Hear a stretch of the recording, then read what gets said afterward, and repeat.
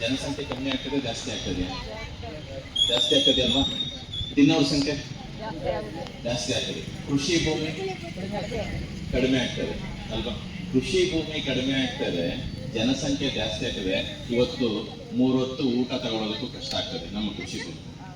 So ನೀವೆಲ್ಲ 1 ಸೆಕೆಂಡಿಗೆ 4 football ground ಅಷ್ಟು ಕೃಷಿ ಭೂಮಿ ಹಾಳಾಗ್ತಾ ಇದೆ. ಬಹಳ ವಿಪರ್ಯಾಸ ಇದೆ. ಕೆನಾಲ್ ಇರಿಗೇಷನ್ ನಮ್ದು ಇಲ್ಲೇ ಇದೆ. ಕೆನಾಲ್ ನೀರು ಬರ್ತಾ ಇದ್ದ ಕಡೆ ಎಲ್ಲರಿಗೂ ಬರ್ತಾ ಇದೆ. ಸೊ ನಾವು ಕೊಪ್ಪಳ ಇರ್ಬೋದು, ಆ ಕಡೆ ನೋಡೋ ತುಂಗಭದ್ರತೆ ಎಲ್ಲ ನೋಡೋಕೋದು. ಆಮೇಲೆ ನಮ್ದೇ ಮನೆಗಳು ಸರಿತಾವ.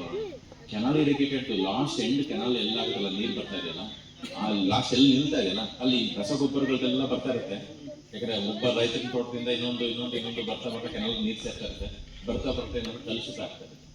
ಈ ಕಲುಷಿತ ನೀರು ಲಾಸ್ಟ್ ಹೊಲದಲ್ಲಿ ಯಾರು ಯೂಸ್ ಮಾಡ್ತಾ ಇರ್ತಾರೋ ಅದು ಕಾಲಕ್ರಮೇಣ ಏನಾಗುತ್ತೆ, ಅಲ್ಲಿ ಸೌಳಾಗ್ತಾ ಬರುತ್ತೆ.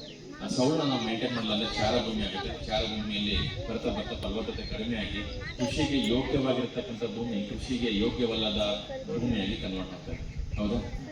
ಸೊ ಇದು ನಮ್ಮ ಒಂದು ಪರಿಸ್ಥಿತಿ. ಅದು ಯಾಕಂದ್ರೆ ಅತಿ ಹೆಚ್ಚಾಗಿ ರಸಗೊಬ್ಬರಗಳನ್ನ ಕೊಡೋದು.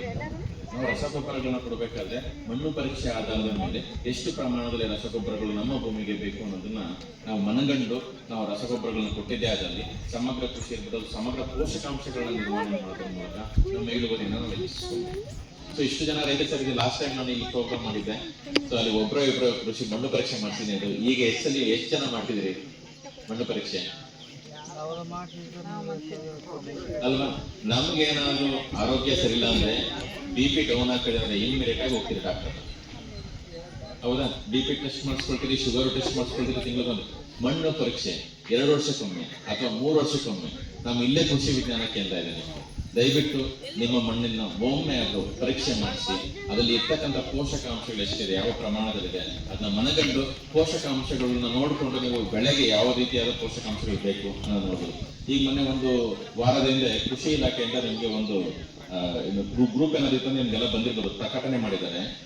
DAP ರಸಗೊಬ್ಬರ ಸಿಗೋದು ಕಡಿಮೆ ಆಗ್ತದೆ. ಸೊ ಹಂಗಾಗಿ ಸಂಯುಕ್ತ ಗೊಬ್ಬರಗಳು ಬೇರೆ ಕಾಂಬಿನೇಷನ್ಸ್ ಅಲ್ಲಿ ಯೂಸ್ ಮಾಡಿ 9 ಕಾಂಬಿನೇಷನ್ಸ್ ಕೊಟ್ಟಿದ್ದಾರೆ. ಸೊ ಮೊದಲು ನಾವೆಲ್ಲ DAP ಜಾಸ್ತಿ ಆಗ್ತಾ ಇದ್ರಿ, ಯೂರಿಯಾ ಆಗ್ತಾ ಇದ್ರಿ, ಪೊಟ್ಯಾಶ್ ಅಂತೂ ಆಗ್ತಾನೆ ಇರಲಿಲ್ಲ. ಪೊಟ್ಯಾಶ್ ಜಾಸ್ತಿ ಆಗಿದೆ ಕಾಸ್ಟ್ ಅಂತ. ಹೌದಾ? ಪೊಟ್ಯಾಶ್ ಹಾಕಿಲ್ಲ ಅಂದ್ರೆ ನಮ್ಗೆ ಇಳುವರಿನೂ ಬರಲ್ಲ. ಯಾಕಂದ್ರೆ ನಾವು ಸಾರಜನಕ, ರಂಜಕ, ಪೊಟ್ಯಾಶ್ ಈ 3ಅನ್ನು ನಾವು ಯಾವ ರೀತಿ ಹೋಲಿಸ್ಕೊಂಡ್ರೆ ಸಾರಜನಕನ ರಾಜನಿಗೆ, ರಂಜಕನ ರಾಣಿಗೆ, ಪೊಟ್ಯಾಶ್ನ ಪೊಲೀಸ್ ಅಂದ್ರೆ ಒಬ್ಬ ಸೇನಾಧಿಪತಿ ತರ ನಾವು ಅಂದ್ರೆ ಅವರು ಇಬ್ರು ಈ 3 ಜನ ಬಹಳಷ್ಟು ಮುಖ್ಯ ಯಾವುದೇ ಒಂದು ರಾಜ್ಯ ಇದೆಯೋ. ಸೊ ಅದೇ ರೀತಿ ಪೋಷಕಾಂಶಗಳು ಅಷ್ಟೇ. ಈ 3 ಇದ್ರೇನೆ ಉಳಿದಿಲ್ಲ ಬೆಳವಣಿಗೆ, ಬೆಳೆಗೆ ಬೆಳೆಸಬೇಕಾದಂತ ಅತಿ ಹೆಚ್ಚು ಬೇಕಾದಂತ ಪೋಷಕಾಂಶಗಳು. ಅದರ ಜೊತೆಗೆ ಸುಣ್ಣದ ಅಂಶ ಇರ್ಬೋದು, ಮೆಗ್ನೀಷಿಯಂ ಇರ್ಬೋದು, ಗಂಧಕ ಯಾವ ಬೆಳೆಗೆ ಬೇಕಾಗುತ್ತೆ ಅನ್ನೋದು ನೋಡೋದಾದ್ರೆ ನಾವು ಎಣ್ಣೆಕಾಳು ಬೆಳೆಗಳನ್ನ ಜಾಸ್ತಿ ಬೆಳಿತೀವಿ. ಹೌದಾ?